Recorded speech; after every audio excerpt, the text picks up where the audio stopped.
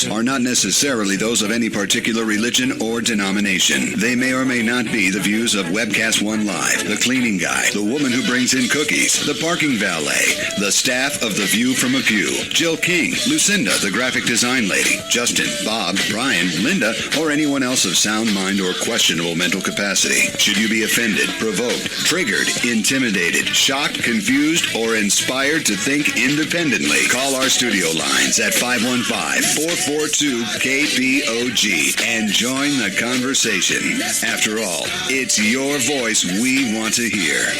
Now, live from the Jordan Crossing Studios, here's your host, Frank the Verse Thomas. Well, it is Frank the Verse Thomas here at View from the Pew. We're going to be on Facebook only right now. Bob is going to have to try to pull the radio up. The radio is not currently working, so I'm going to continue here on Facebook for a bit. I've got some things I would like to talk about today, so I'm going to save it till we come up on the radio air. I want to talk a little bit about politics. Is it something good or bad? So I will save that for when the radio portion comes up. I have a Christian news story here. Here's a man who was attacked in New York and severely beaten for daring to wear a Trump hat in public. I love President Trump. He says, I got beat up for wearing this hat. This is America. And this guy is from I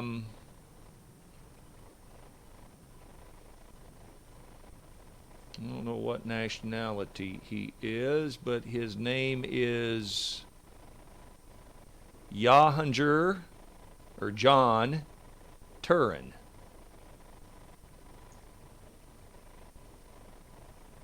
So we have to have freedom of ability to express our points of view in this country, or we don't have freedom of speech. And I think the last time I checked, wearing a hat, wearing a t-shirt of someone you like, someone you endorse, is your freedom of speech.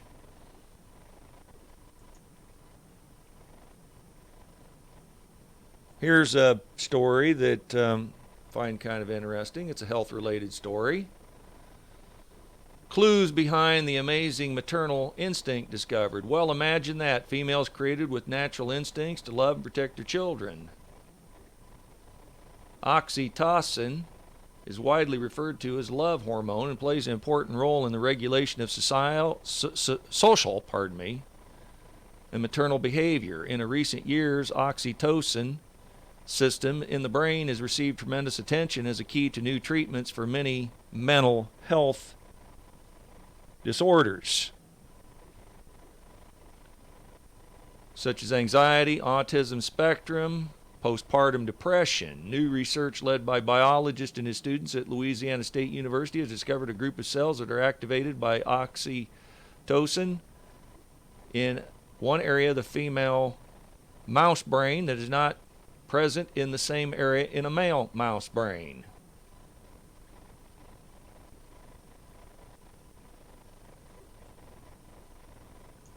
The oxytocin receptor cells are present in the brain,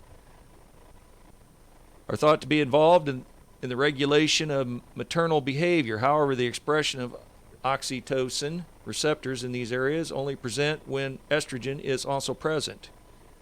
These imply that cells are involved in including maternal behavior.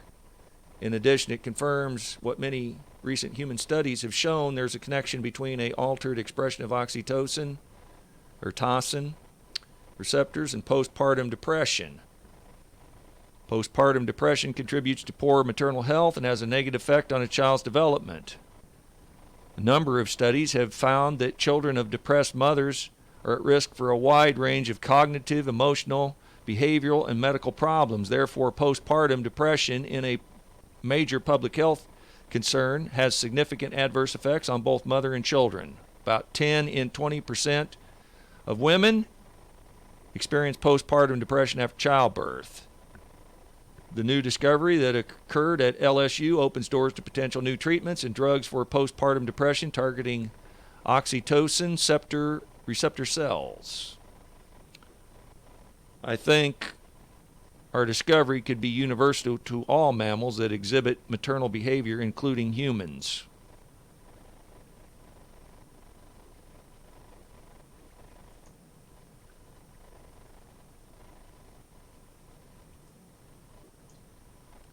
Here's a palpable, I was wanting to say palatable turn of irony. Celebrities hypocritically fly 100 plus private jets to Google climate campaign or camp on global warming. They can hardly lecture the rest of us on prudent management of the Earth's environment when they're burning up more than 300 gallons of diesel an hour on their private yachts or spewing tons of CO2 in the air from their private jets. The Post's Miranda Devine contended whether it's the megawatts of power consumed by the sound system at a dusk concert or the bright lights illuminating the ruins of the Temple Hera, where the Google campers dined under the stars on Monday night, their eco-indulgence knows no bounds. So,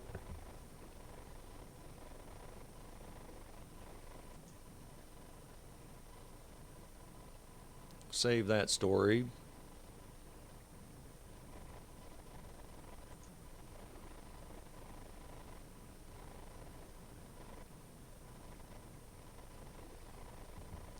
As I said yesterday, shared a little bit of this story today, but it bears repeating.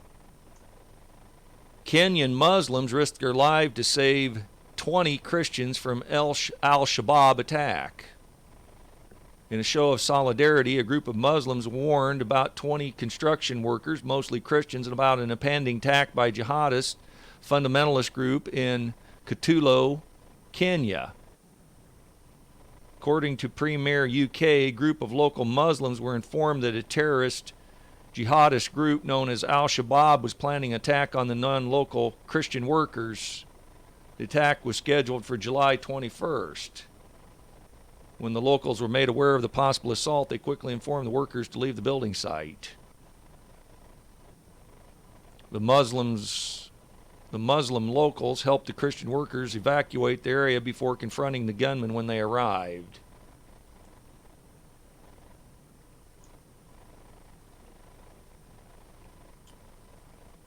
Open Doors is a KPOG 102.9 FM, Grimes. Okay, so it sounds like I may be up on the radio. Let's get it started in here. The viewpoints of J. Michael McCoy, his co-hosts, guests, and callers are not necessarily those of any particular religion or denomination. They may or may not be the views of Webcast One Live, the cleaning guy, the woman who brings in cookies, the parking valet, the staff of The View from a Pew, Jill King, Lucinda, the graphic design lady, Justin, Bob, Brian, Linda, or anyone else of sound mind or questionable mental capacity. Should you be offended, provoked, triggered, intimidated, shocked, confused, or inspired to think independently, call our studio lines at 515-442-KPOG and join the conversation. After all, it's your voice we want to hear. Now, live from the Jordan Crossing Studios, here's your host, Frank the Verse Thomas. Okay, so I think we may be up on the radio right now. It seemed if Bob was remotely operating something.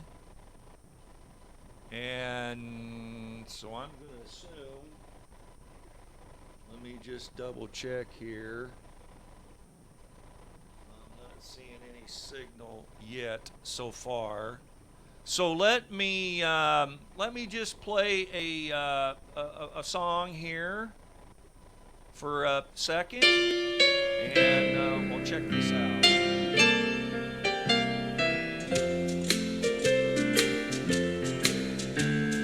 What a friend we have in Jesus.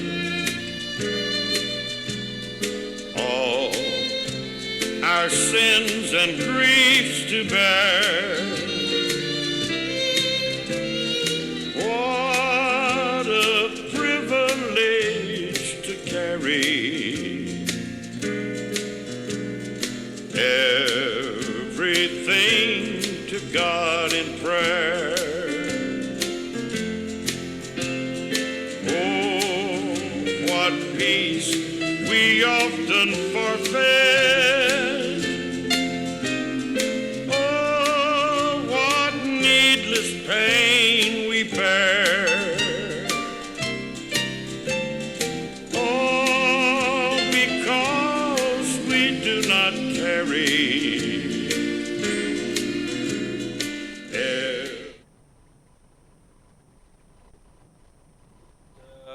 We are back on the air. So my volume is a little bit low. Not talking too strong here because my mic level is down a bit. I got that adjusted. We're good to go, I believe. So if you would like to call the show, please do so, because I'd like to hear from you today, because I'm going to talk a little bit about some things that are on my mind a little bit, and I want to see what your thoughts are on it. So feel free, more than free, to call or give me some input today. So we're on the, if you'd like to call, follow this set of instructions. We want to hear from you, so give us a call on the Service Legends Talk and Text line, 515-442-5764. That's 515-442-KPOG. So I'll just give a quick review of, let me exit this out, close this box. Okay. I have a conversation I want to have today because I'm going to not pull any punches with you here. I'm a political animal, okay? I'll just let you know that. I have definite political opinions. But I also am on Christian radio. So I want to try to strike a perfect balance on what's appropriate to talk about on Christian radio. So I've got some definitions of some things today, and I'll kind of forgo some of my Christian news stories today because I really think this is important and I want to get into this. So I'll let you know here, since it's the bottom of the hour, this is Frank the Verse Thomas here at View from the Pew, and this is being heard on KPOG 102.9 FM, Grimes, West Des Moines.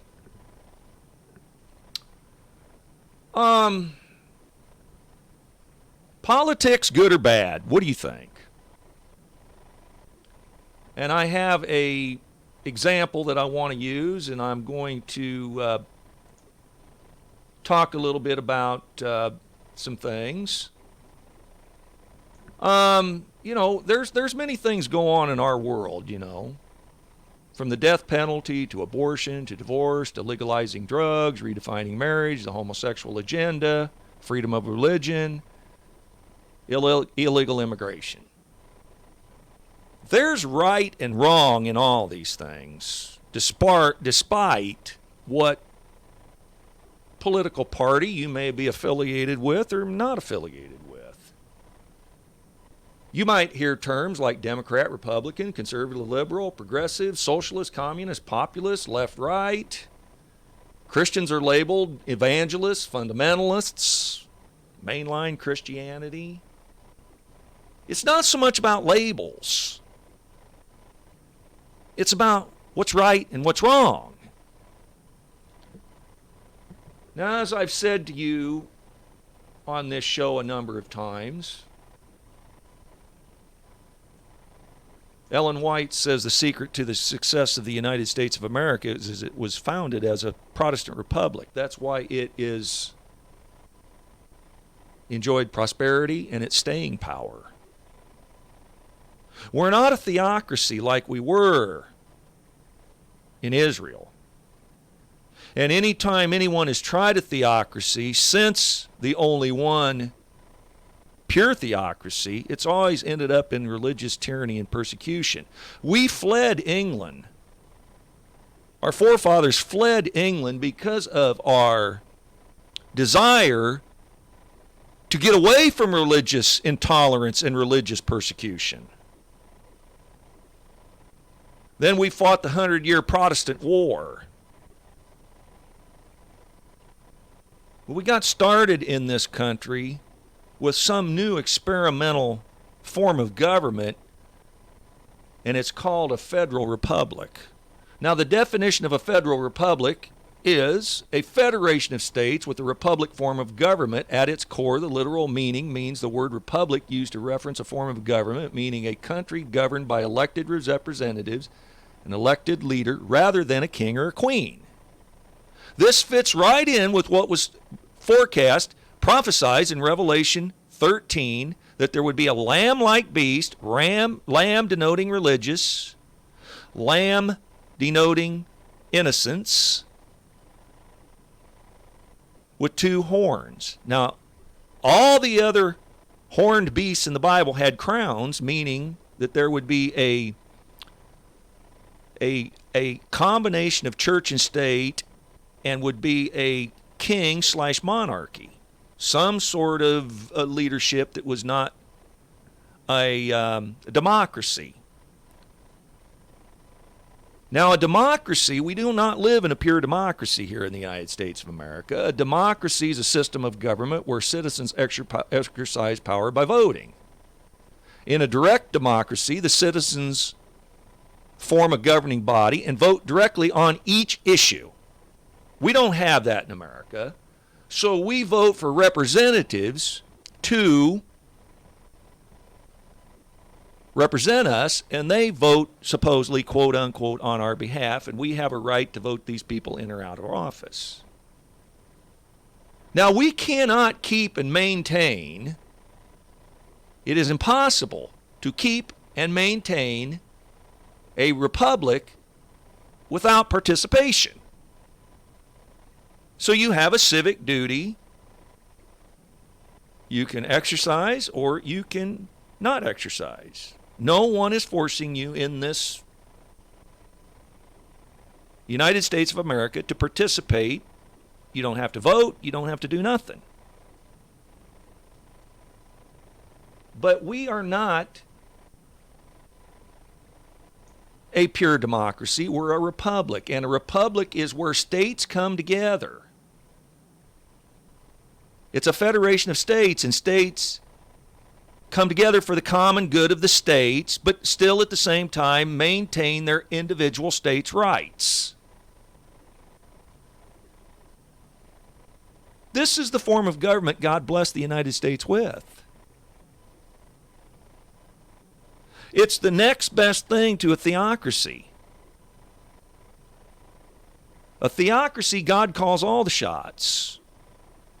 If he wants an idolater, a necromancer, a witchcraft, a licentious, a blasphemer, if he wants somebody dealt with in a pure theocracy, he will deal with that person by maybe commissioning the leaders and the rulers of that theocracy to carry out his judgment on that person, because that is God's call. He's sovereign of the universe. But in a Protestant republic, we don't go out and do the things. You remember the story in the Bible of David and his men, and I can't remember the group. It might have been the Amorites, I can't remember the particular group, that come and stole David's wives and the wives of the men and took and looted and ransacked and carried David's wives and his men's wives off.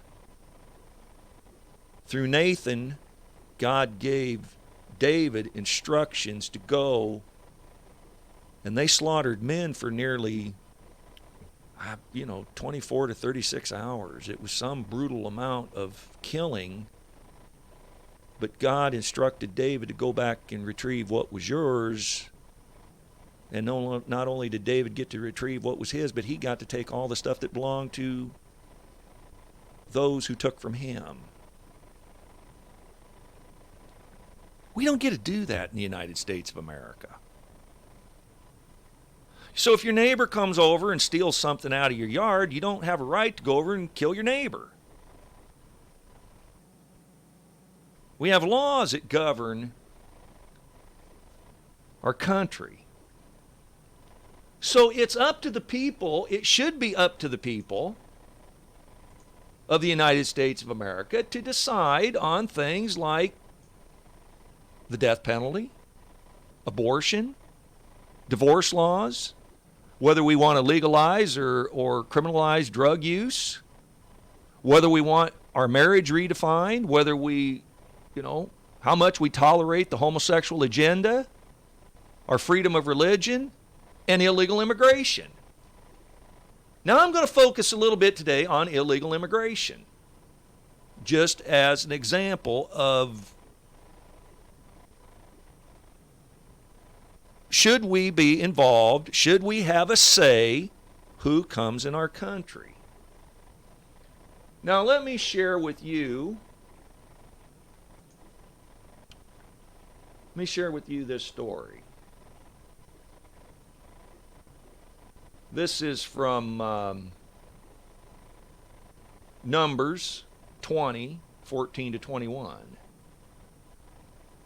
Moses sent messengers from Kadesh to the king of Edom. Thus says your brother Israel, we are here in Kadesh, a city on the edge of your territory. Please, please, let us pass through your land. So Moses respected the sovereign borders of another country. God didn't instruct Moses to go marching straight through Edom. But Moses says, we will not pass through your field or vineyard or drink water from a well. We will go along the king's highway. We will not turn aside to the right hand or to the left until we have passed clean through your territory. But Edom said to him, you shall not pass through, lest I come out with the sword against you. And the people of Israel said to him, we will go up by the highway, and if we drink of your water, I and my livestock, then I will pay for it. Let me only pass through on foot, nothing more. But he again said, ye shall not pass through. And Edom came out against them with a large army and a strong force. Thus Edom refused to give Israel passage through his territory, so Israel turned away from him. Despite politely seeking permission and offering to compensate the Edomites, the Israels were refused. Furthermore, Edom set out their army to make sure Israel did not enter through their territory. It is clear foreigners had to obtain a permit to enter someone else's land. Okay? This is biblical.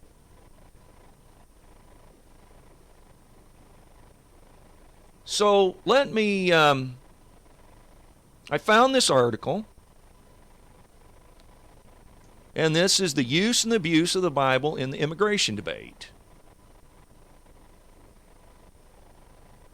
So I don't care what political party you are. Now let me say this. I'm just going to say this. I'm going to be an equal opportunity offender here.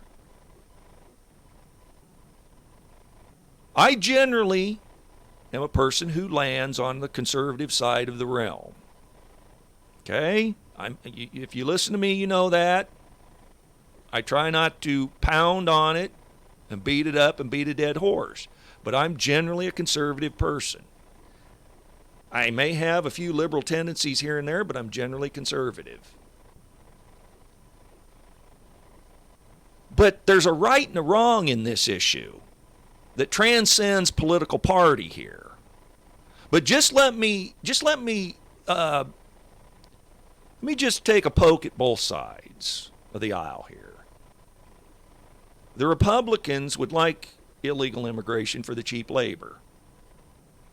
Democrats would like the illegal immigration for the votes. So the immigration issue is not correctly being addressed. Now, again, let me make the point here that that a theocracy, the way a stranger was treated in a theocracy versus the way a stranger is treated in a Protestant republic, you can't compare the two. It's like trying to compare an apple and an orange. So secularists and liberals, both political and religious, are typically loath to consult the Bible when it comes to matter of public policy. So it is somewhat surprising in the current debate about the status of illegal immigration, the Old Testament and the Hebrew Bible is regularly cited in defense of the legal aliens. Deborah Hafner, a Unitarian Universalist minister, a denomination not known for taking Scripture seriously, offered a recent critique of the Arizona illegal immigration law, saying it is as if the 70% of Arizonians who support the law have forgotten the biblical injunction to love the stranger, for you were strangers in the land of Egypt. The verse and others like it are frequently quoted in the name of justice for the illegal immigration issue. A left-wing Christian advocacy group, Christians for Comprehensive Immigration Reform, which has affiliated itself with Sojourners, had this passage on a website. When a stranger resides in your land, ye shall not oppress the stranger. The stranger who resides with you shall be to you as a citizen among you. This is from Leviticus 19:33. This is talking about a theocracy. This is where God calls the shots. There's no negotiation. I want you to understand that point. There's no negotiation with God in a pure theocracy. We do not live in the United States of America in a pure theocracy. We live in a representative republic where we are governed by the consent of the people. We give permission to the government to govern us. And any time the government becomes too oppressive, too persecuting, we have the right to pull back the reins on our government. So I want you to unconfuse yourself, deconfuse yourself, whatever the correct terminology would be, between a pure theocracy, which these people are quoting from the Old Testament, the nation of Israel, which was a pure theocracy where God did not negotiate with the people the rules. Okay?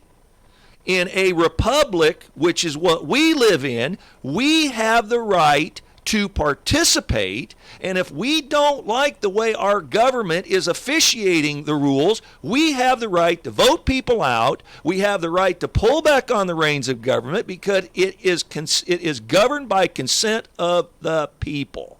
So if the people stand up and say, we want to monitor who is coming into our country, we have the absolute sovereign right as Americans to do so, but the government is not wanting to give the American people the choice. Politicians set up in Washington, D.C. and make these choices for us. The second area where advocates for illegal immigration rely on the Bible is the sanctuary city movement that defines the 1996 Illegal Immigration Reform and Immigration Responsibility Act. Cities like New York, New Haven, Minneapolis, San Francisco, and Denver have declared themselves to be quote-unquote sanctuary cities and will not cooperate with federal authorities in matters related to illegal immigrants Some churches has even permitted their facilities to be so-called sanctuaries for illegals. Now, let me take you down to the purpose of sanctuary. If I can find this. Okay, here it is. Here's a brief word on the biblical practice of sanctuary that has its origins in the wilderness period in Sinai after the Exodus from Egypt. There, the entire community lived within the tabernacle, Israel's sanctuary. Now, there was places in the temple area, the courtyard, where a stranger could enter, but a stranger couldn't enter into the holy and the holy of holies. This was meant only for the Jewish people and meant for the high priest. The high priest only entered the holy of holies one time a year, and that was during Day of Atonement. But there was boundaries, and there was laws, and there was things that governed the strangers even within the gates of God's blessed city, God's blessed nation. God has boundaries. All right. Now, there is the entire community lived within the tabernacle. After the origin of this period in Sinai, the Exodus from Egypt, Israel's sanctuary was in the middle of the camp. Exodus 21, 12 through 14 establishes the practice anyone who strikes a person with a fatal blow is to be put to death. However, if it's not intentionally done, there is a safe space that they can flee to a place that I will designate. But if anyone schemes and kills someone deliberately, then that person is to be taken from my altar and put to death. God is making these rules, and he is expecting his men and women to execute these to the letter of the law. You can remember when God told Saul through Samuel to execute judgment on the Amalekites and the Amalekite king after a judgment had been deferred for over 400 years for what the Amalekites had done to Israel. By ambushing its weak, preying on its needy, its poor, its oppressed, its stragglers, instead of taking on in a frontal battle the strong men of the Israel army, the Amalekites ambushed behind the lines, the back of the convoy, so to speak. This incensed God, and God had deferred judgment on the Amalekites for over 400 years. But when he called for Saul through Samuel to execute that judgment to the letter of the law, he was required to kill everything. The men, the women, the young, the old, the babies, the animals. Burn the spoils. Don't take nothing. Don't take a piece of grain. Don't take a piece of fruit. Don't take a piece of gold, a piece of silver, a gem. Don't take a spice. Don't take an ointment. Don't take anything. And of course, you know that Saul disobeyed that direct command,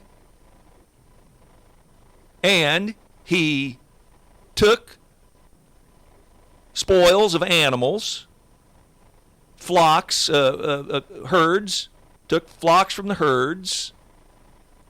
He took the Amalekite king into captivity. When Samuel showed up, he was incensed. What is this you've done? What's this bleating I hear? What's this bah, bah? What's this in the background I hear?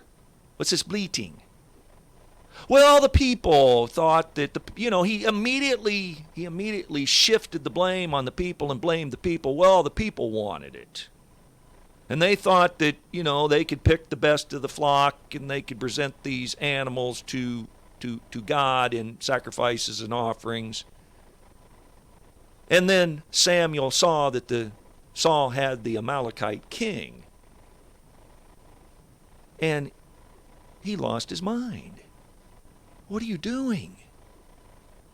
Are you going to disobey God when God gave you a direct command to do what he expected you to do, and you're going to exactly poke God in the eye and do exactly different from what he instructed you to do? And the Bible says Samuel hacked the Amalekite king into pieces. That's not a pretty picture, friends.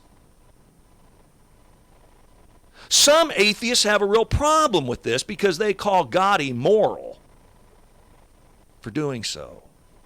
But the reason why God took such severe action in such critical moments is if he didn't cut out the cancer would have consumed his whole nation.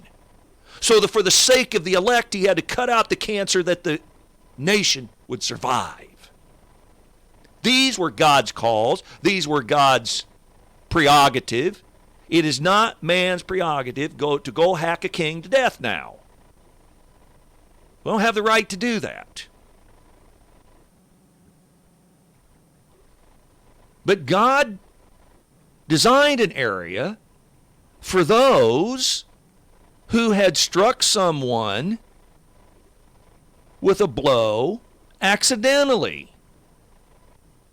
And you knew in the old biblical chosen nation, the law was an eye for an eye, a tooth for a tooth. So if you knocked somebody's eye out, their eye was required of them. If you knocked out their tooth was required of them. If you killed somebody, their life was required. But if someone deliberately killed someone, then that person was to be taken from the altar in the sanctuary and put to death according to God. Unruly children were stoned to death. Men or women caught in idolatry were stoned. People who slept with animals were stoned. People who done all kinds of evil in the sight of God, God had to deal with in a severe, harsh manner, which may seem to us a little brutal, but that's God's call. Not mine, not yours.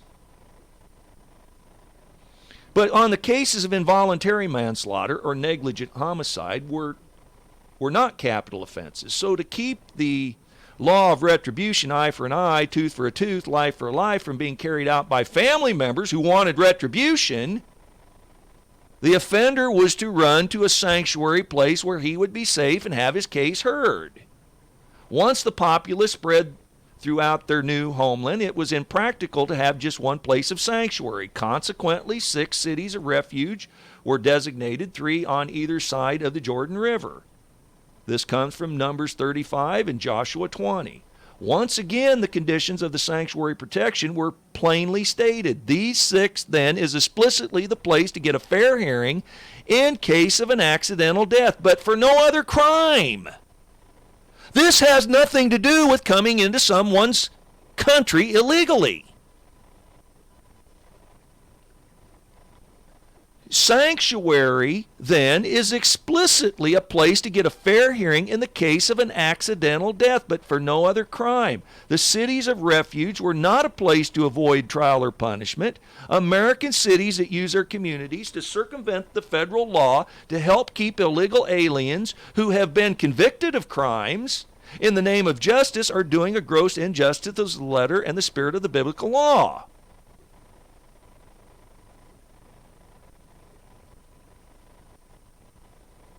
So,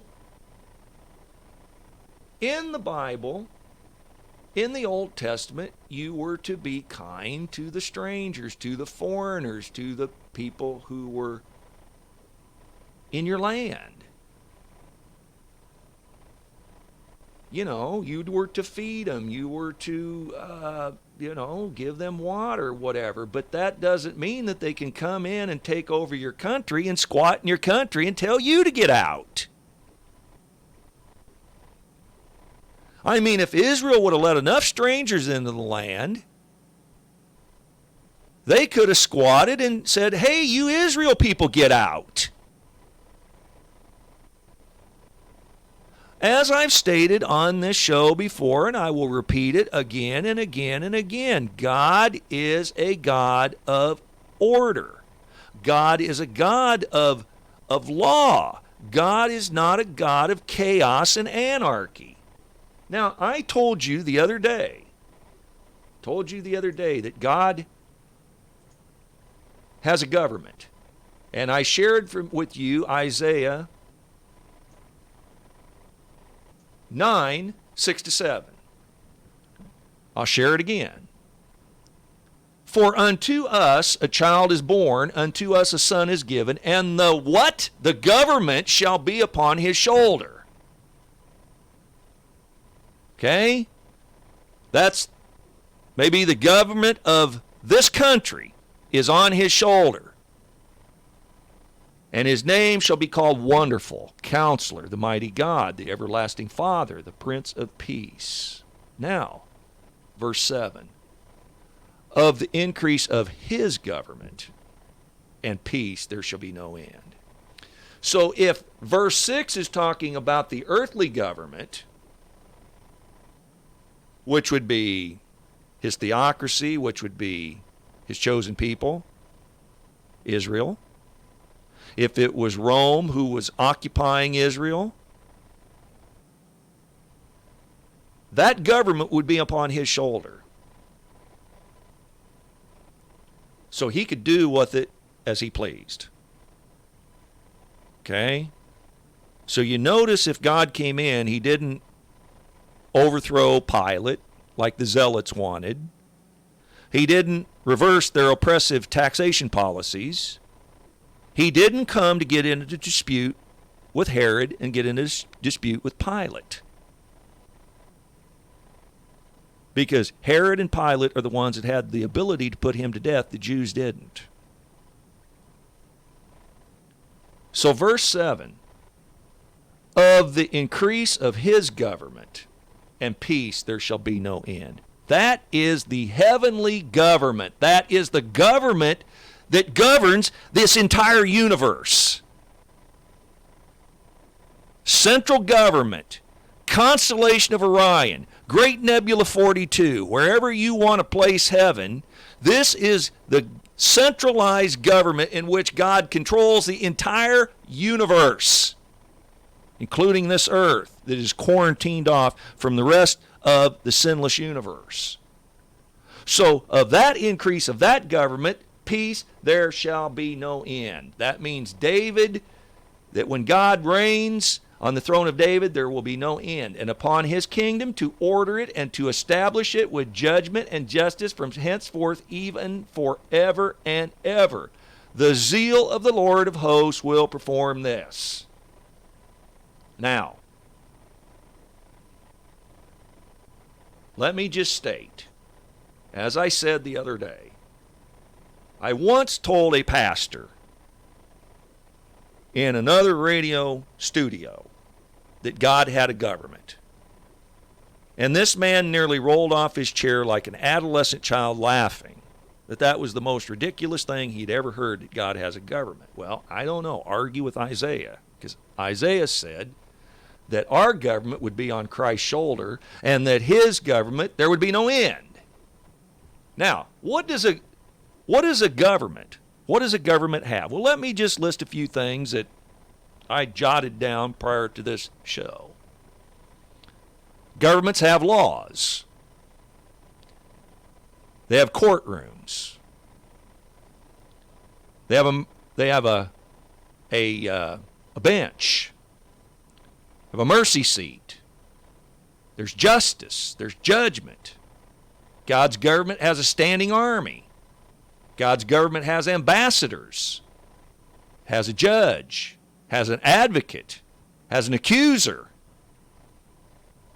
It has a jail or a prison death/grave.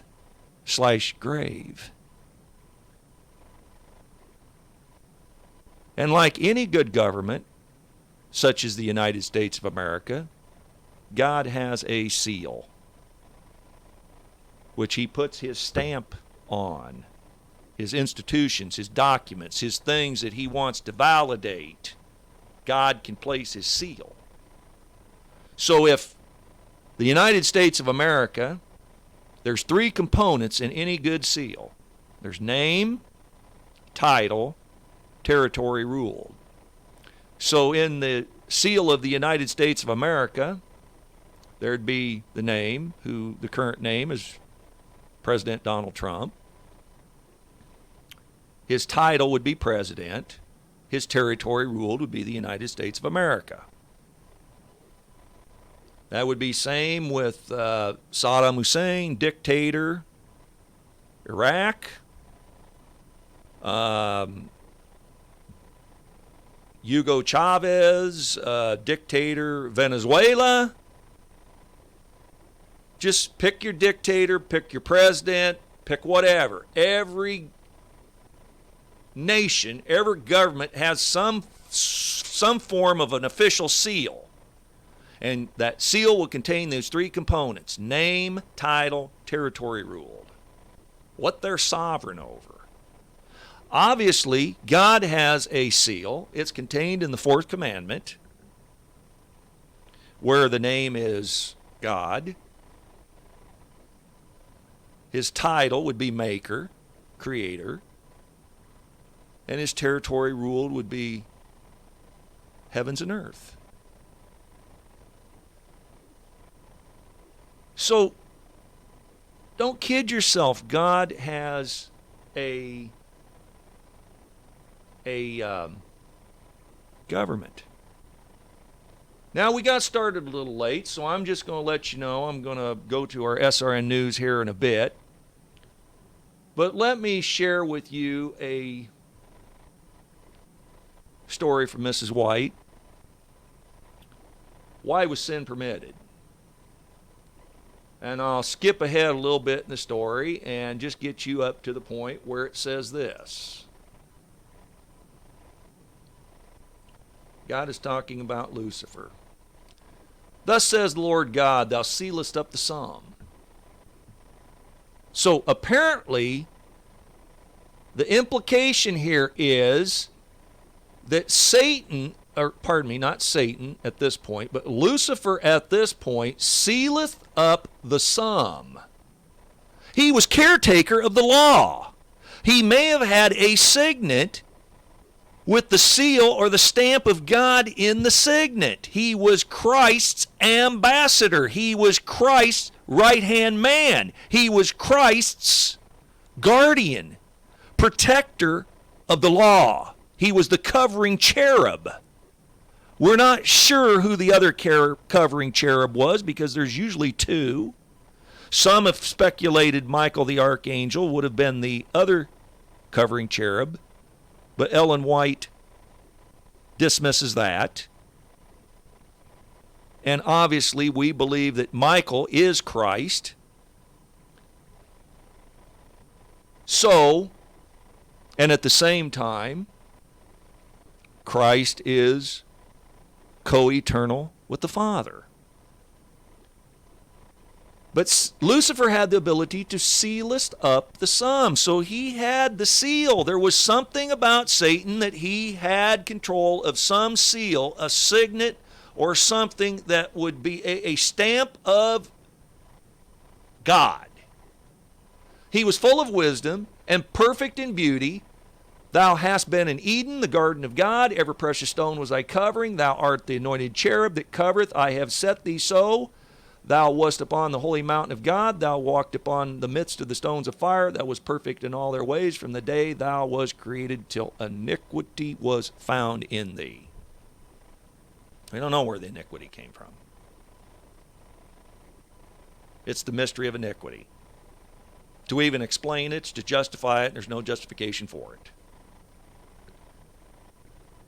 So little by little, Lucifer came to indulge a desire for self.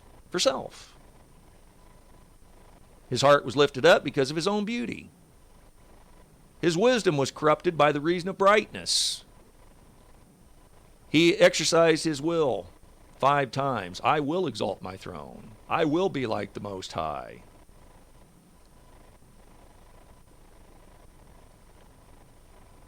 His glory came from God, but the mighty angel came to regard it as coming from himself.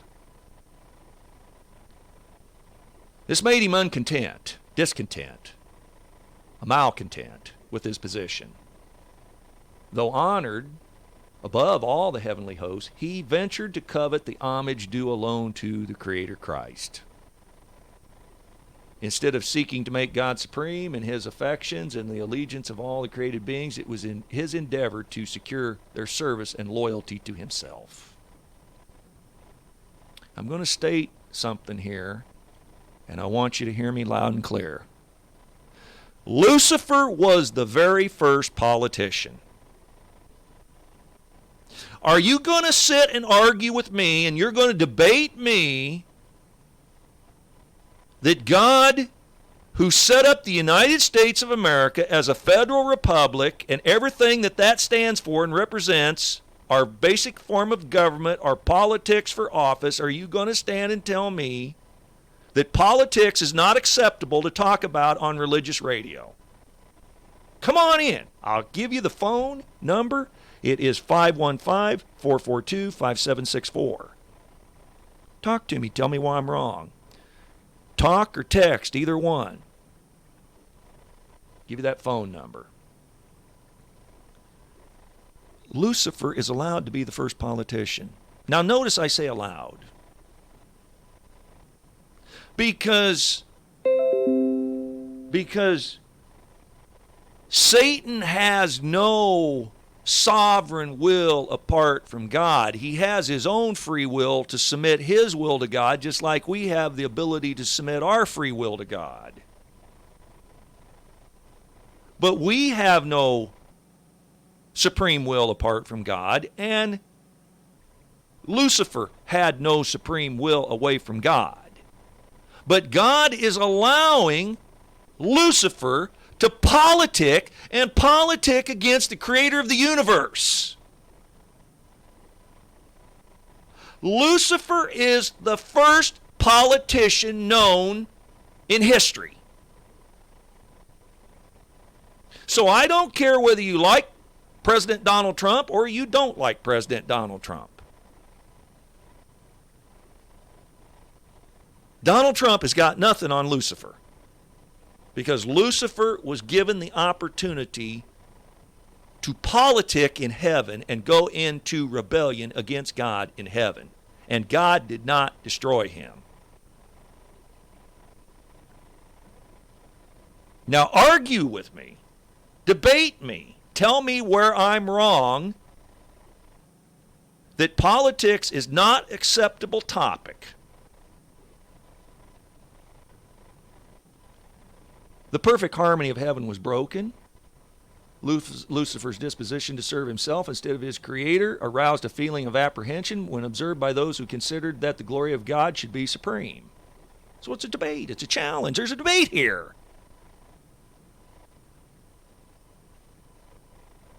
We're going to debate. We had a debate Tuesday and Wednesday night amongst some politicians of a specific party, vying to be the nominee of that particular party in the 2020 upcoming elections. It's kind of amusing to me, if we're not supposed to involve ourselves in politics, why did God allow us to set up this form of government? You have sham elections in Russia, but we always know the outcome. Vladimir Putin's going to win every one. You know why? Because Vladimir Putin is in control of counting the ballots.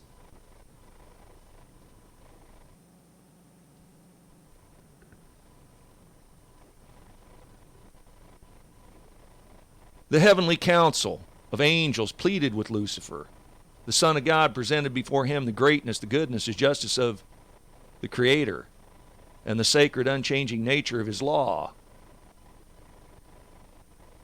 Satan didn't want constrained by a law.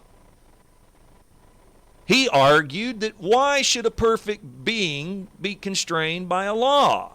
If I'm perfect, I can't do anything wrong anyway. Why should I be constrained by a law?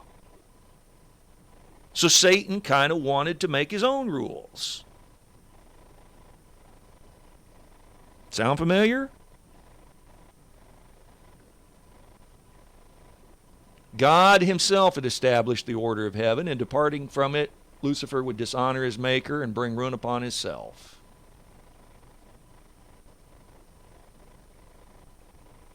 To dispute the supremacy of the Son of God, thus impeaching the wisdom.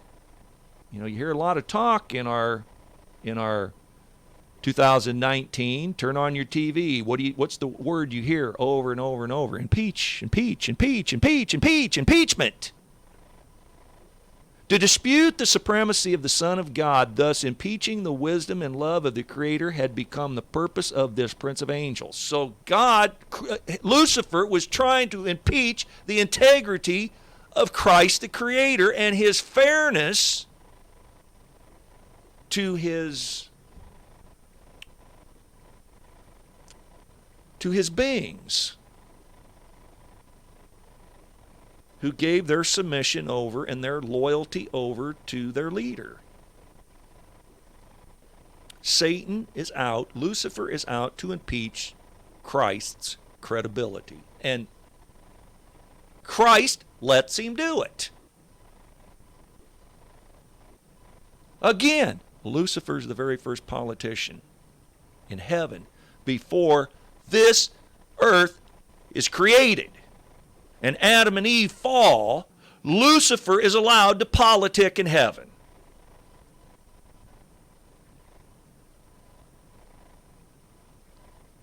But to this object, Lucifer was about to bend the energies of that mastermind which next to Christ was first among the hosts of God, which he would have the will of all his creatures free.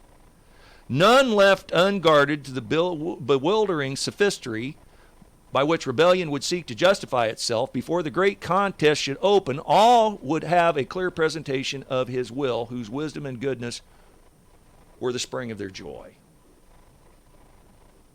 So it's a challenge, it's a debate, it's a conflict, it's a contest. Who are you going to vote for? Whom are you going to serve?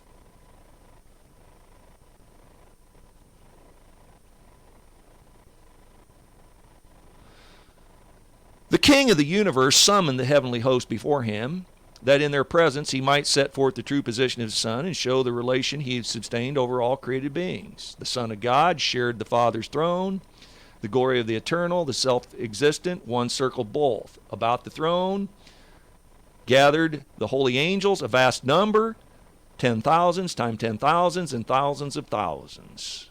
The most exalted, as ministers and subjects rejoicing in the light that fell upon them from the presence of the deity. Christ, the only begotten Son of God, only could fully enter into his purposes, and to him it was committed to execute the mighty counsels of his will. The Son of God had wrought the Father's will in the creation and all the hosts of heaven, and to him as well as to God their homage, their allegiance were due. Christ was to still exercise divine power in the creation of the heaven and earth and its inhabitants, but in all he would seek the power. He would not seek power or exaltation for himself contrary to God's plan, but would exalt the Father's glory and execute his purposes of the beneficence of love and love.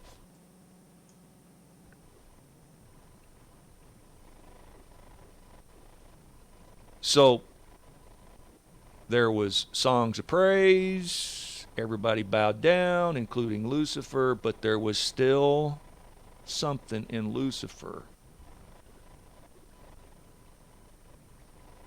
that he just couldn't handle. Lucifer bowed with them. The angels poured out their love and adoration.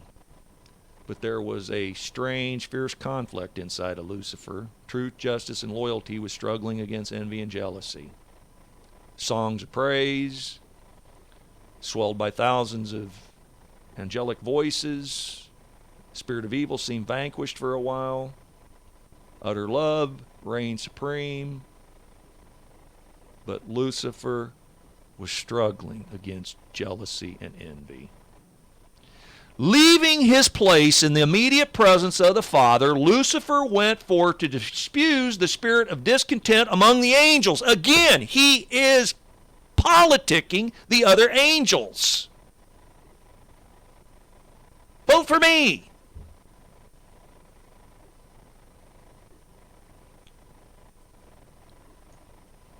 He worked with mysterious secrecy for a time and concealed his real purpose under an appearance of reverence for God. He began to insinuate doubts concerning the laws, intimating that the laws might not be necessary for the inhabitants of worlds, and angels being more exalted, they needed no such restraint, because their own wisdom was a sufficient guide.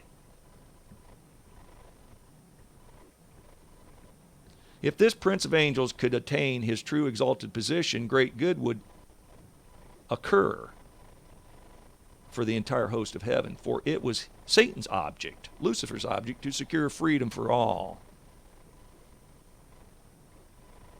You know, liberty and freedom? Liberty and freedom will land you in bondage, brother. But for now, even the liberty which had hitherto enjoyed was at an end, for the absolute ruler had been appointed them, and his authority must pay homage. Such were the subtle deceptions that through the wiles of Lucifer were fast obtaining in the heavenly courts.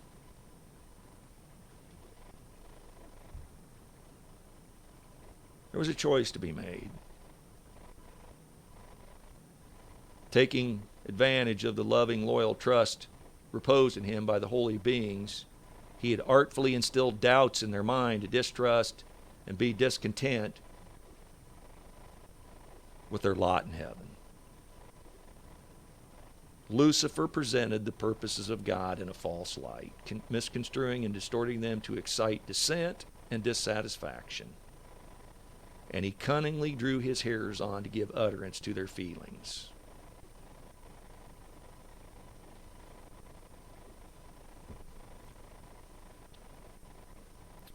What do you think, friend?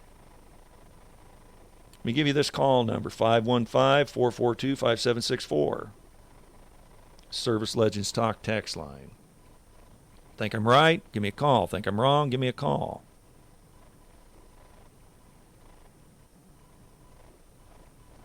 So let's go back just here quickly. I want to give you just a definition of some words. Definition of the word government is a governing body of a nation, state, or community. Civics is the study of the rights and duties of being a citizen of a government. Politics is the activities associated with the governance of a country or other area, especially the debate or conflict among individuals or parties having or hoping to achieve power. All right? Let me dice and parse and chop that up and unpack that for you. The activities such as Lucifer in heaven with the governance of a country or a universe or other area, especially the debate or the conflict among individuals, Christ and Lucifer, or parties having or hoping to achieve power. Lucifer is hoping to attain and achieve power. God is giving him the space to do it because he can't force or coerce or mandate obedience that does not come from the free volition of the heart.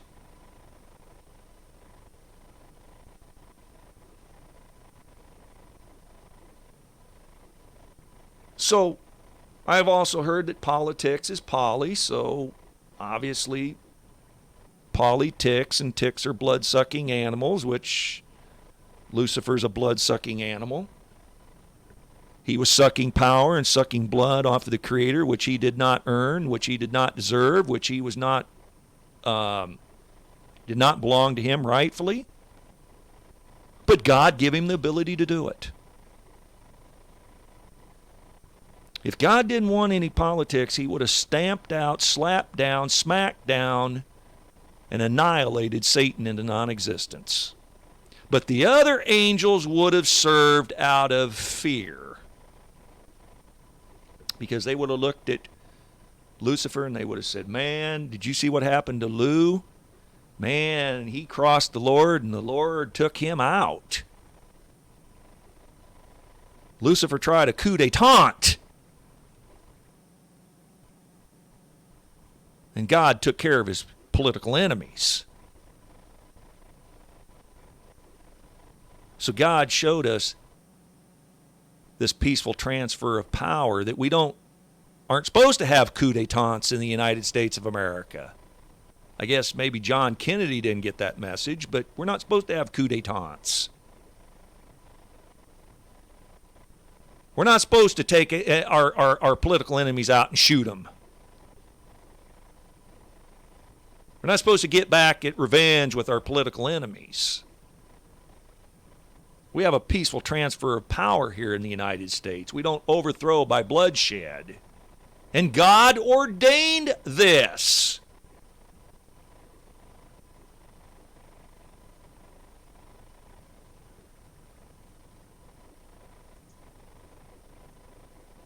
So back to the border and the illegal immigration crisis. I don't care what you are, because both parties got their hands in this honeypot for different reasons. Thus, the problem is not solved. So we, the American people, if you're part of the United States of America, and you would like your country to be sovereign, and you would like there to be some rules that govern your streets, govern your neighborhood, so that anarchy doesn't prevail in your streets and in your cities and in your neighborhoods, people need to have laws and be held accountable by those laws. And the American people consent to be governed. Back in Israel, there was no consent to be governed. I'm your God. You're my people. A covenant between a subordinate and a sovereign, there's no negotiation of the rules. Okay? If you got a covenant between a sovereign and a sovereign, which would be a covenant between God the Father and God the Son, that's an equal party government. And the Son submitted to the Father willingly. Then you have a governance, or you have a covenant between a sovereign and a subordinate. The subordinate doesn't get to dictate the rules. So when someone wants to migrate to this country, they have to follow the rules of the country they're migrating to. Try going and sneaking illegally into Russia. Go try illegally sneaking into China. Go try to sneak illegally into North Korea. Go try to sneak illegally into Mexico. See what happens to you there. But some people think the United States is a free-for-all and we should have no say who walks into our borders, even those who have malintent. MS-13, we've got violent gangs that want to come and run our cities, rule our cities, and brutally rule with an iron fist our people. Do we have a right as the United States citizens to say, no, we do not want MS-13 running roughshod through our cities? Send them home. Get rid of them. We don't want them. Do we have a right to do that, or don't we have a right to do that? Give me your opinion. You know the call number.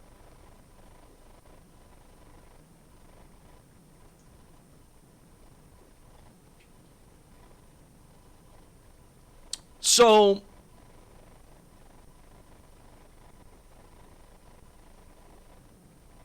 we've got a crisis on our border. We got a crisis on our hands. I'm going to take our SRN news break right now at the bottom of the hour here in about a minute, and then we'll get into Sabbath school. But we got a crisis in our country. This is just one of the crises. I think there's a lot of them. I think this push socialist communism is dangerous to my ability to keep the seventh-day Sabbath.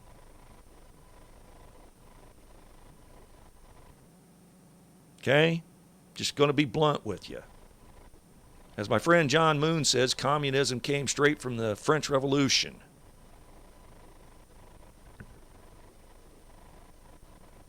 Communism supports atheism.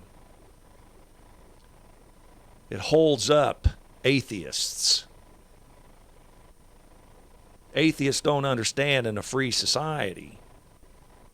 The umbrella of Christianity, the umbrella of God protects them. It protects the atheist, it protects the homosexual, it protects all these people. Our form of government, God has given us an umbrella for protection. You're not going to be afforded those protections in 7 or more other Arab countries. Homosexuals and atheists can be stoned to death. So I'm going to suggest to you, it's not possible. It's not possible. You can stick your head in the sand. You can hide from reality. But it's not possible to live in this cesspool we know as this earth in the United States of America and not have to filter everything we see politically through our Christ-based faith lens. We have to sort this stuff out. We have to discuss it. We have to talk about it. Now, do we need to advocate for a candidate? Do we need to unmercifully beat up the other side? No. No, we don't have to do that. And I try the best I can to refrain from doing that here. Even though it's difficult, I put forth a college effort to not beat up the people I don't like too bad on this show. But friend, there's right and there's wrong. Homosexual marriage is wrong. Abortion is wrong. Legalizing drugs is wrong. Divorce is wrong. Let me just quickly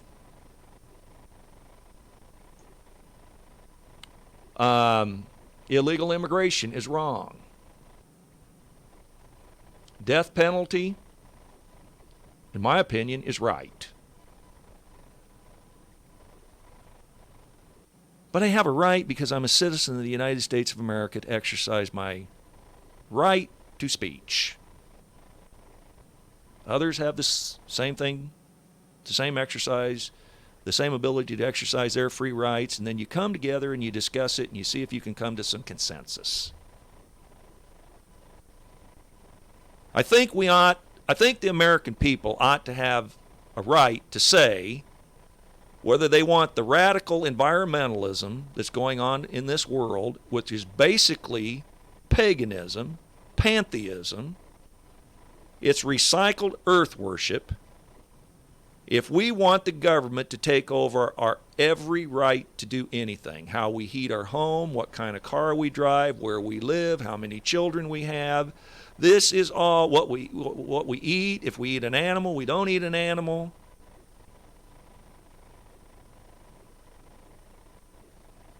Through the radical environmentalists, through earth worship, people are trying to take over and have power to control us. And do we have a right as a Christian nation, a nation founded on the principles of freedom of religion, not freedom from religion? Do we have a right to stand up and advocate our views and say there's right, there's wrong?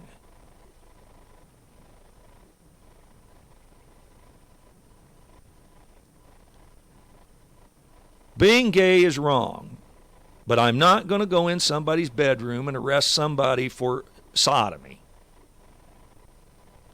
But nor do I want my government, nor do I want the United States of America or my Iowa government to legislate same-sex marriage as the law of the land. So I can love the homosexual, I can lift this homosexual up. I can give the homosexual the gospel just like I'd give anybody else the gospel, but I can still stand for traditional marriage and against perversion of marriage. I find no issue between those two things. I can walk and chew gum at the same time. So it's 5:30. I'm going to hit our SRN news. And we're going to get into our Sabbath school lesson, and I got a couple of uplifting news stories I will slam in here before we get going, get out of here at 6 o'clock.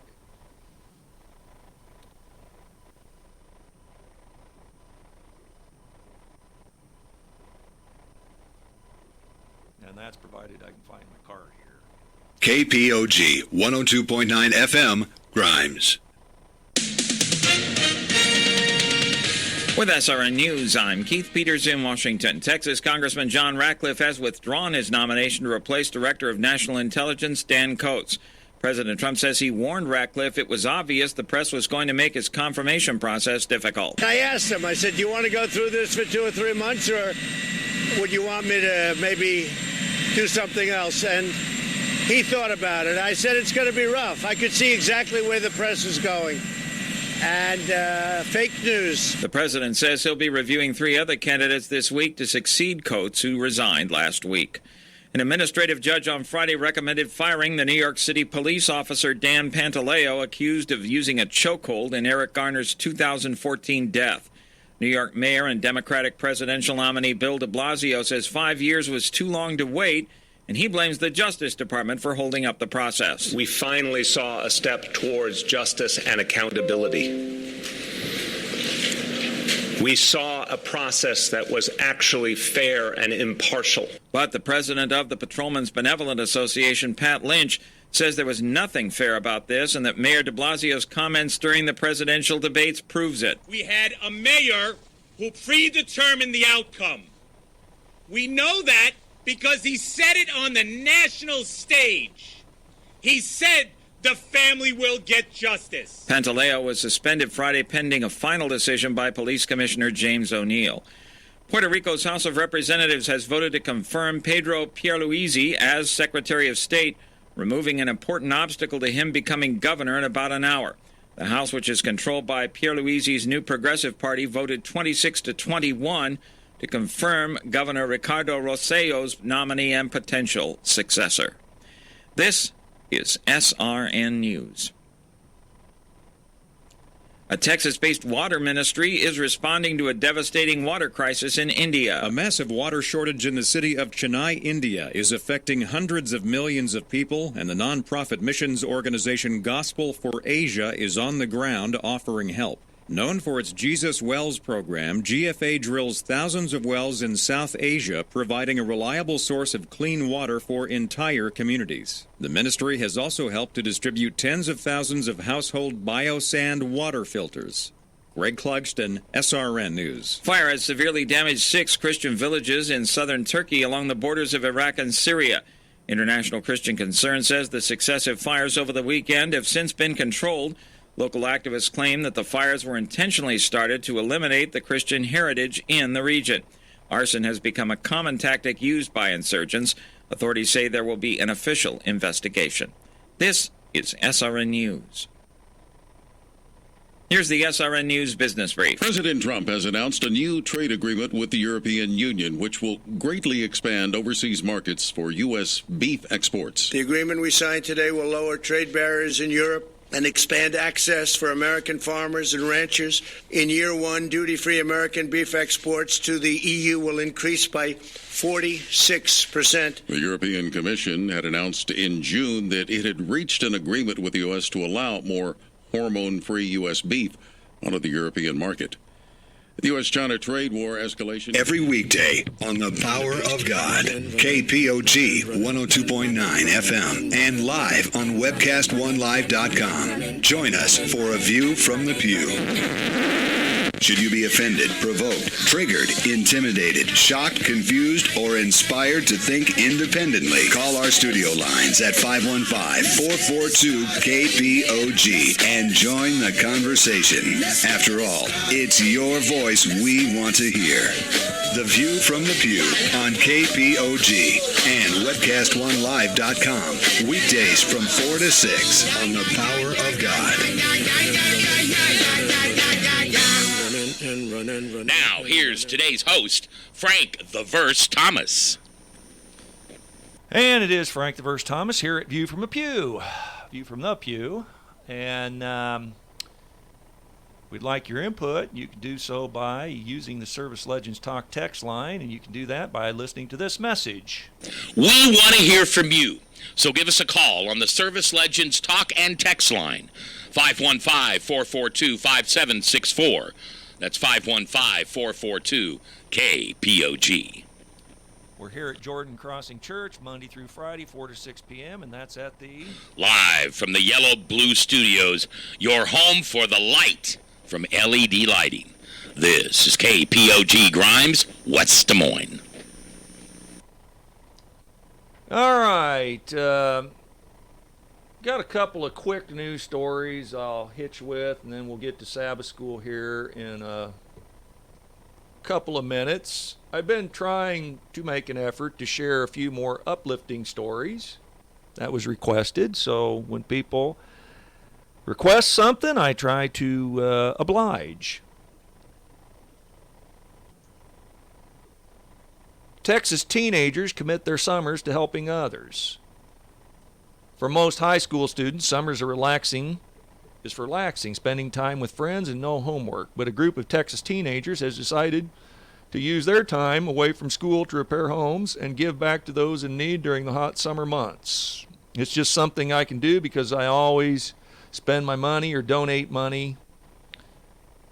I can't always spend money or donate money, high school senior Colby Bali says, according to CBN. The initiative, known as the United Methodist Church Action Reach Out Mission, also called the UM Army, which regularly sends out students across the country to work on small construction projects. These jobs include painting, yard work, constructing porches, or wheelchair ramps. Participating students pay to travel and complete the project, allowing those in need free improvements to their homes.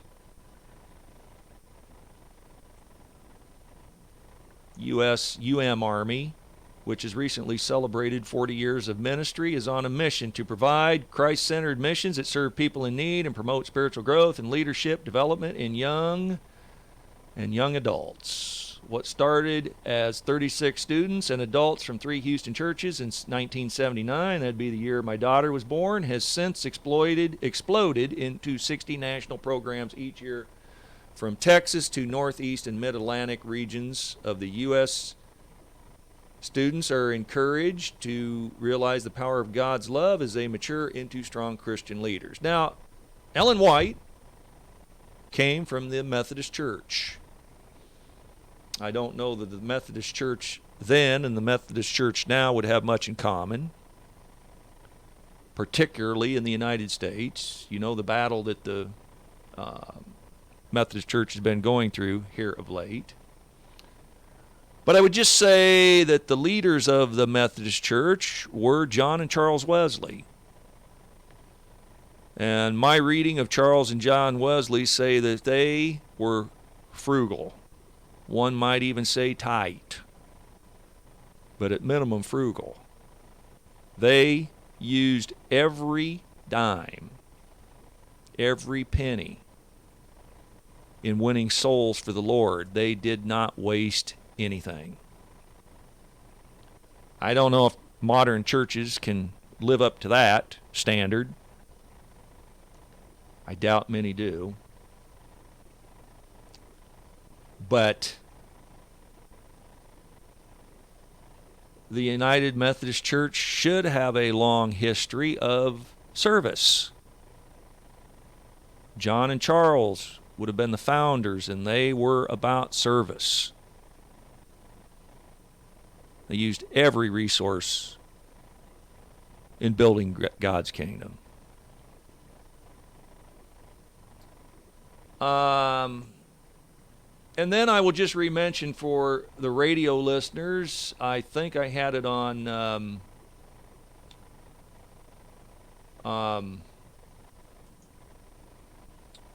Facebook early before the radio come on. I shared it yesterday, but I'll share it again because it's worth sharing.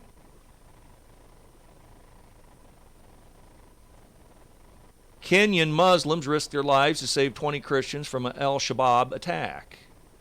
So as I said before, there was a construction site. It had a group of 20 workers, mostly Christians, and a group of Muslims warned that group of Christians that an impending attack by a jihadist fundamentalist group, al-Shabaab, was about to attack in Kitulo, Kenya. The attack was planned on July the 21st. The Muslims warned the Christians to evacuate, and then the Muslims went out to confront the gunmen when they arrived. This is a show of solidarity, and this is something that we all ought to feel good about. Because I've been looking for a long time for these so-called quote-unquote moderate Muslims who don't fall in with the radicals who think that jihad is the way to treat God's creatures. You know how we talk about God wants only service by free will, by choice, by free volition? That God doesn't coerce? That God allowed even Satan to be the first politician? You know how we discussed all that? Then you have a story where Muslims want to kill anyone who doesn't want to proselytize and change to Islam. So this is a good uplifting story. I applaud this story. Now likely we need to pray for those group of Muslim men who warned the Christians, because they're likely to be next on the jihad hit list. So, again, a couple of positive stories that I think is worth mention.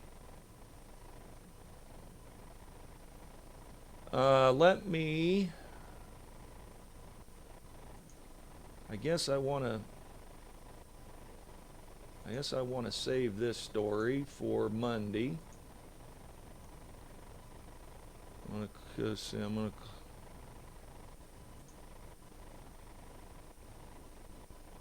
close this one and close this one. All right. We got our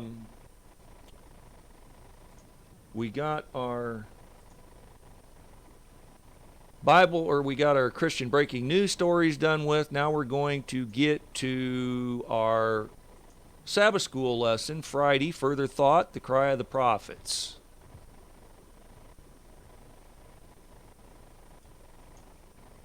There's some reading associated with this that I won't have time to share with you. This is looks like out of Prophets and Kings. It's the Assyrian captivity from Prophets of Kings, page 278, 279 to 292. So I will just share with you that that's the reading. And then there is the call of Isaiah, pages 303 to 310 in Prophets and Kings. So there is some substantial reading. There's 7 pages in the call of Isaiah, and then there's another, looks like 13 pages of Assyrian captivity. Against the marked oppression, the flagrant injustice, the unwanted luxury and extravagance, the shameless feasting and drunkenness, the gross licentiousness and debauchery of their age, the prophets lifted up their voices. But in vain were their protests, in vain their denunciation of sin. Do you understand? God's chosen people love to sin. I mean, sin feels good. Sin seems good. Satan puts a fair front and a fair picture on sin. He tries to downplay the consequences until it's too late and you dig in too deep and there's no turning back. Anything good can kill you. Food's good. Too much food will kill you. Sex is good. Too much sex will kill you. Water's good. Drink too much water, water will kill you. Everything that's good in too much will kill you. So, Satan naturally, it's in his interest to focus on our senses of sight and smell and taste and touch and hearing, and to delight and please those senses. But God tells us that we walk by faith, not by sight. So we're not allowed to trust in our senses. For Isaiah, the outlook was particularly discouraging as regards to the social conditions of the people. In their desire for gain, men were adding house to house and field to field. Justice was perverted, and no pity was shown to the poor. Even the magistrates, whose duty it was to protect the helpless, turned a deaf ear to the cries of the poor and the needy, the widows and the fatherless.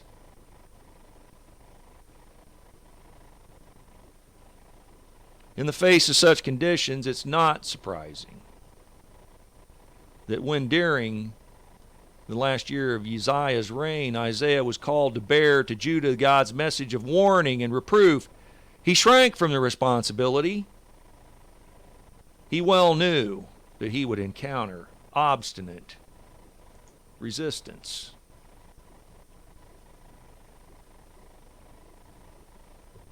The outlook was particularly discouraging to the poor and downtrodden. Magistrates and judges who were to protect the helpless turned a deaf ear to their cries.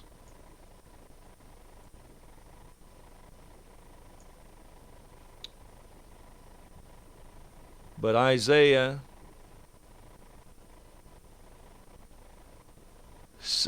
he kind of shrunk from the responsibility. He wasn't sure what he would encounter. He knew he was going to be resisted.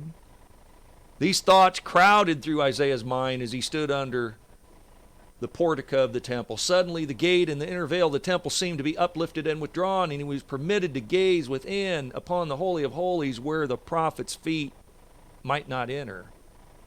There rose up before him a vision of Jehovah sitting on a throne and lifted up high, while the train of his glory filled the temple. On each side of the throne hovered the seraphim, their faces veiled in adoration as they ministered before their Maker and united in solemn invocation. Holy, holy, holy is the Lord of hosts. The whole earth is full of his glory. Until post and pillar, cedar and gate seemed shaken with sound, and the house was filled with their tributes of praise. Isaiah beheld this revelation of glory and the majesty of his Lord, and he was overwhelmed with the sense of purity and holiness of God. How sharp the contrast between the matchless perfection of his Creator and the sinful course of those who, with himself, had long been numbered among the chosen people of Israel and Judah. Woe is me, he cried, for I am undone, because I am a man of unclean lips, and I dwell in the midst of people with unclean lips. For mine eyes have seen the King, the Lord of hosts. Standing, as it were, in the full light of the divine presence of the inner sanctuary, he realized if he was left to his own imperfection and inefficiency, he would be utterly unable to accomplish the mission to which he had been called. But this seraph was sent to relieve him of his distress and fit him for the great mission. A living coal from the altar was laid upon his lips with the words, Lo, this hath touched thy lips, and thine iniquities taken away, and thy sin purged. Then the voice of the Lord was heard saying, Whom shall I send? And who will go for us? And Isaiah responded, Here am I, send me.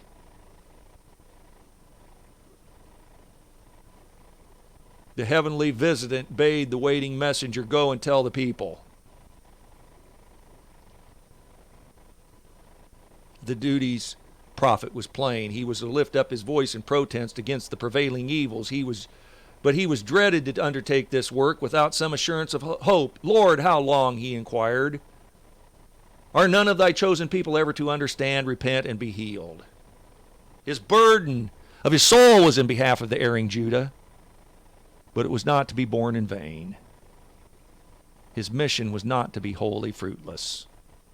But yet the evils that had been multiplying for many generations could not be removed in one day. You ever feel like there's just a burden too big for you to bear, and a burden it's overwhelming? Isaiah was overwhelmed.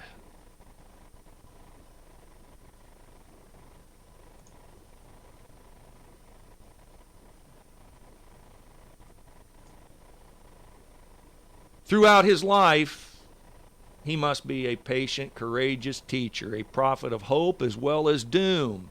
Do you understand? God's not about all love.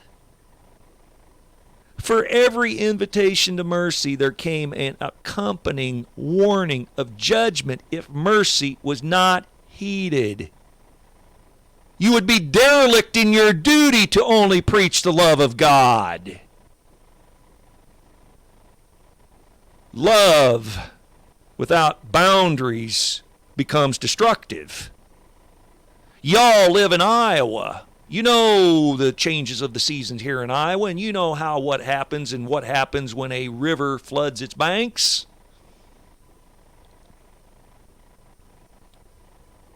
Causes destruction. Are you a loving mother or a loving grandmother who just allows your child, your grandchild, your great-grandchild just to go without any discipline? To run roughshod? Oh, you claim to love them, but your love is destroying them.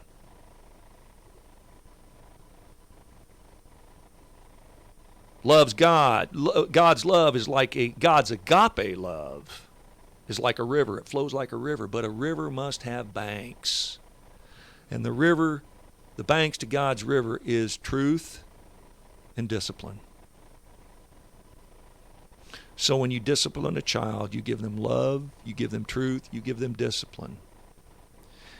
You might give them truth and discipline without love, it's not going to work. You might give them love and truth without discipline, not going to work. You may give them discipline but not give them truth and love, it's not going to work. A three-legged stool can only stand on three legs. It can't stand on two. It can't stand on one. A three-legged stool is going to crash and burn. So God's love, his bounteous love, must be constricted inside the banks of truth and discipline. If you're not willing to endure truth and you're not willing to endure discipline, God's love will destroy you. Because God cannot stand in evil.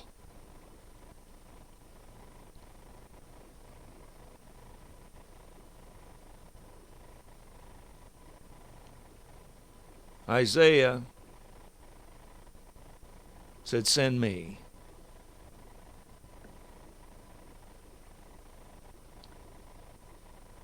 The divine purpose finally accomplished, the full fruitage of his efforts and of the labors of God's faithful messengers would appear. A remnant would be saved.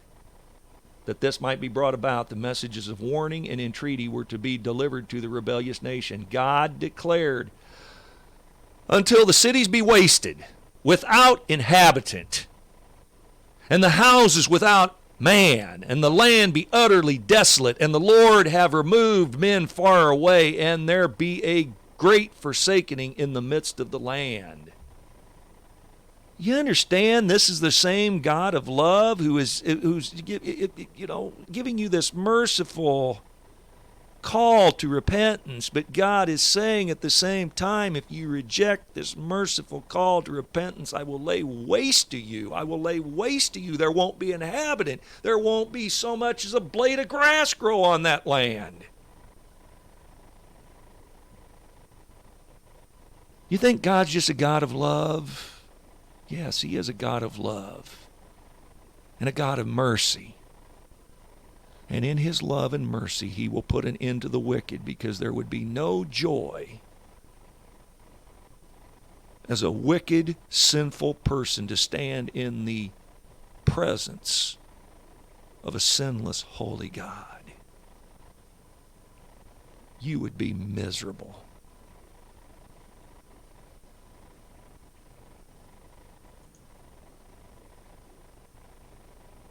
These plain utterances of the prophet should be received as the voice of God to every soul. We should lose no opportunity. Lose how much opportunity?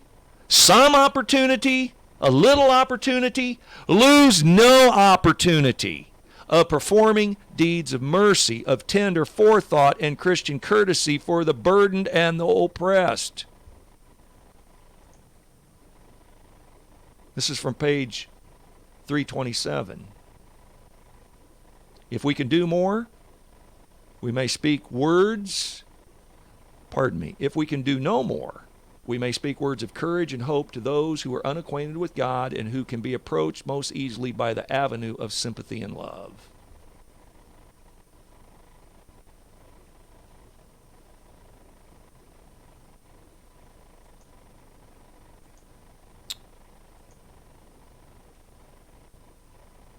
Discussion questions. We often understand the function of prophecy as predicting the future. How does the recognition of the Old Testament prophets focus on a world in which they live change your perception as the role of a prophet?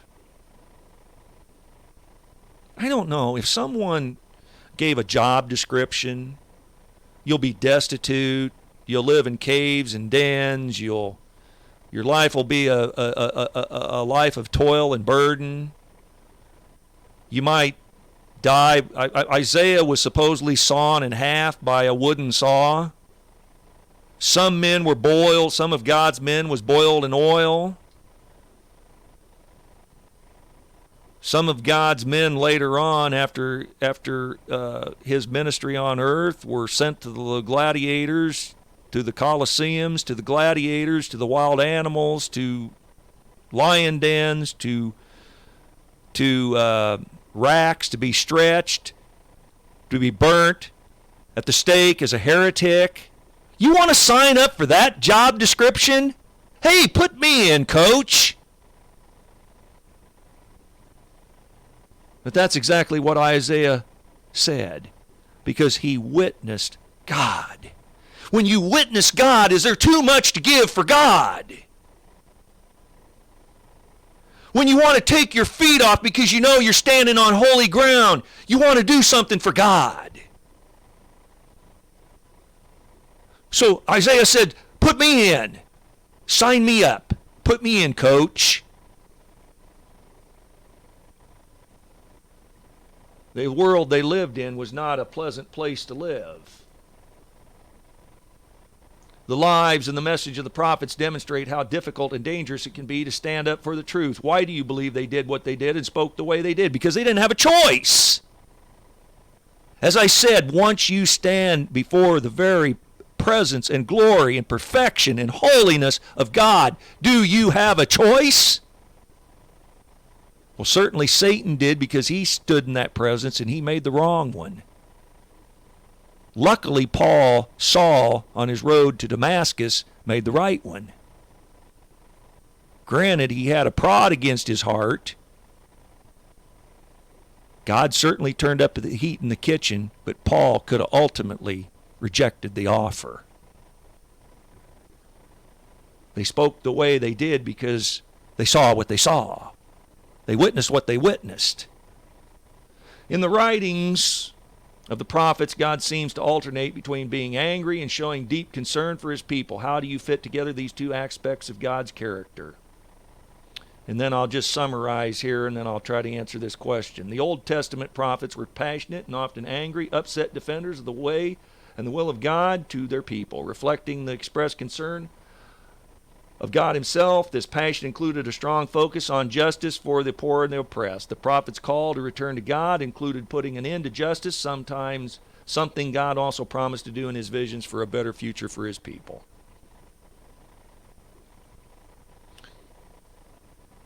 Atheists and agnostics want to pick on this because they can't coincide the God of the seeming vengeful God of the Old Testament and the seeming boundless love of the God of the New Testament. They can't rectify these two gods. It's the same God. As I told you before, if God didn't take extreme measures to cut cancer out of somebody, none of his flesh would have survived. No flesh. What part of no is hard to understand? This is how you fit together the two aspects of God's character.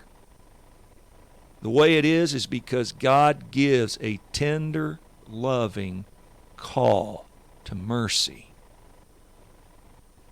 But he would be derelict in his duty if he didn't warn the consequences of rejecting that offer. That's how you rectify the two gods.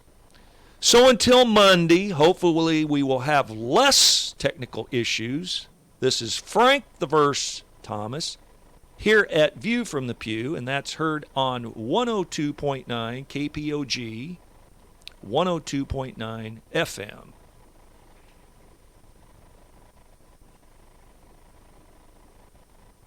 KPOG 102.9 FM, Grimes.